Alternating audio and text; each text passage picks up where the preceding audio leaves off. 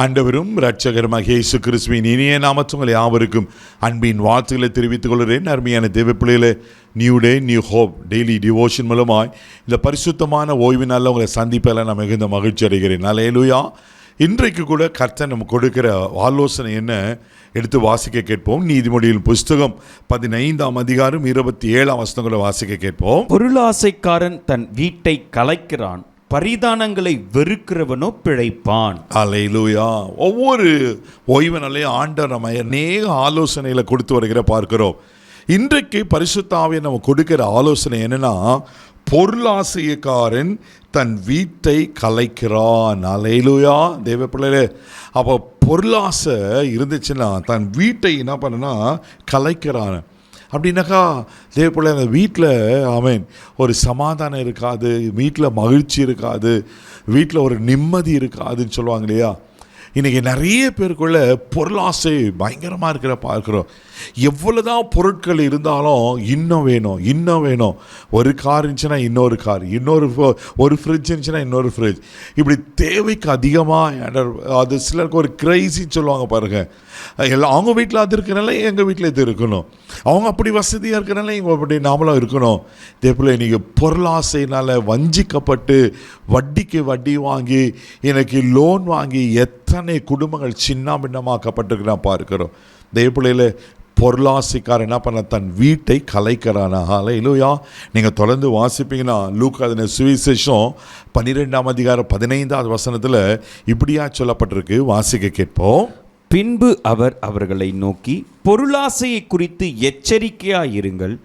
ஏனெனில் ஒருவனுக்கு எவ்வளவு திரளான ஆஸ்தி இருந்தாலும் அது அவனுக்கு ஜீவன் அல்ல என்றார். ஆண்டவர் பொருளாசை குறித்து சொல்றாரு. பொருளாசை குறித்து எச்சரிக்கையாருங்கள்.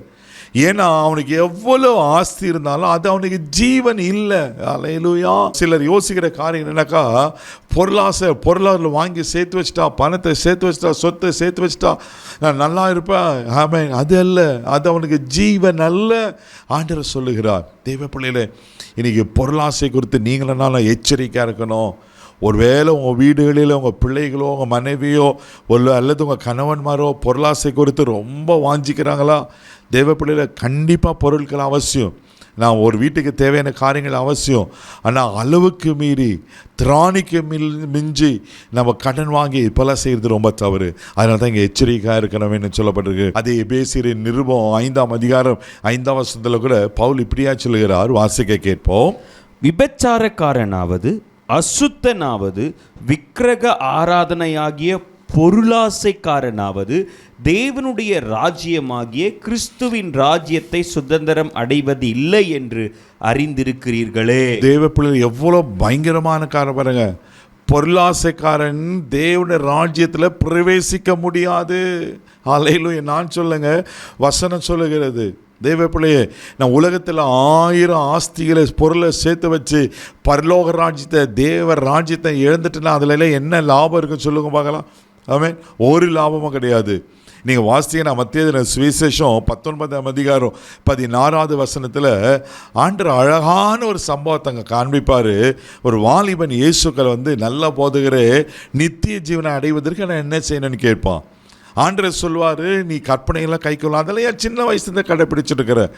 ஆகில உனக்கு ஒரு குறை உண்டு, உனக்கு உள்ளதை விற்று தரித்திருக்க கூடுன்னு சொல்லும்போது அவன் மிகுந்த ஆஸ்தி உள்ளவன் அப்படின்னால அதை விற்க அவனுக்கு மனது இல்லாமல் அவன் நித்திய ஜீவனை எழுந்து போகிறான். தெய்வ பிள்ளைகளே, அல்லேலூயா. இதுதான் இன்னைக்கு தெய்வ பிள்ளைகளே பொருளாசை குறித்து எச்சரிக்கையாக இருக்கணும். இன்னைக்கு ஆண்டவளை எச்சரிக்கிற காரியம் என்ன தெரியுமா? இன்னைக்கு கொடுக்குற ஆலோசனை என்ன தெரியுமா? பொருளாசையை ஆமென் விரும்புகிற தன் வீட்டை கலைக்கிறானா. ஜாக்கிரதையாக இருப்போம். பொருளாசைனால தேவன் ராஜ்யத்தை விட்டுறாதீங்க. நீதிமொழிகள் புஸ்தகம் 28ஆம் அதிகாரம் 16ஆம் வசனத்தில் ரொம்ப அழகா சாலமோன் ஒரு காரியத்தை சொல்றாரு.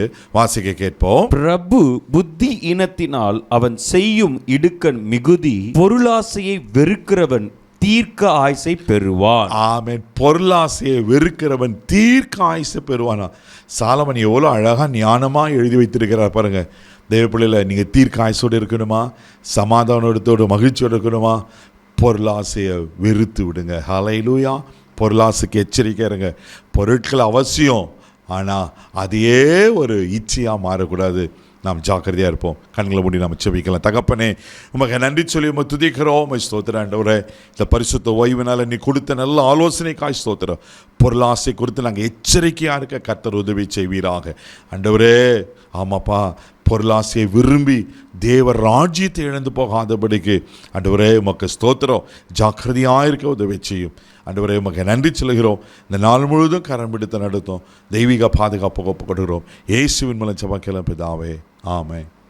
பொருளாசை குறித்து எச்சரிக்கை இருங்க. கர்த்தர் உங்களை ஆசீர்வதிப்பார். God bless you.